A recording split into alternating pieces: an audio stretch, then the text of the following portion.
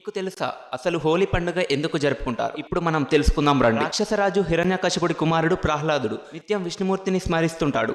అది హిరణ్యకశిపుడికి నచ్చదు. దీంతో ప్రహ్లాదుడిని మట్టుబెట్టాలని నిర్ణయించుకుంటాడు. దీంతో అతని రాక్షస సోదరి హోలికను పిలుస్తాడు. ఆమెకు ఉన్న శక్తితో ప్రహ్లాదుని మంటలో ఆహుతి చేయాలని ఆమెను కోరతాడు. దీంతో ఆమె ప్రహ్లాదుడిని ఒడిలో కూర్చోబెట్టుకుని మంటలోకి దూకుతుంది. అయితే విష్ణుమాయతో ప్రహ్లాదుడు ప్రాణాలతో బయటపడగా హోలికా రాక్షసి మాత్రం ఆ మంటలో చనిపోతుంది. హోలికా దహనమైన రోజునే హోలీ అని పిలుస్తారనే ప్రచారం ఉంది. అందుకే కొన్ని ప్రాంతాల్లో రాత్రి వేళ హోలికా దహనం నిర్వహిస్తారు. ఇక హోలీకి ఇంకో కథ కూడా ఉంది. కృతయుగంలో రఘునాథుడనే సూర్యవంశపు మహారాజు ఉండేవాడు. ఓ రోజు ప్రజలంతా వచ్చి హోలిక అనే రాక్షసి తమ పిల్లలను బాధిస్తుందని మొరపెట్టుకుంటారు. ఆ సమయంలో అక్కడే ఉన్న నారద మహర్షి ఏటా పాల్గొన పూర్ణిమ రోజు హోలికను పూజిస్తే బాధలు తొలగిపోతాయని చెప్తాడు. ఆ పూజలు పగటి వేళ చేస్తే కష్టాలు వస్తాయని, అంతా రాత్రి వేళ నిర్వహించాలని వివరిస్తాడు. దీంతో అప్పటి నుంచి హోలీ పూజలు నిర్వహిస్తున్నట్లు పూర్వీకులు తెలుపుతుంటారు. ఇటువంటి మరిన్ని ఇంట్రెస్టింగ్ వీడియోస్ కోసం మన ఛానల్ ని సబ్స్క్రైబ్ చేసుకోండి.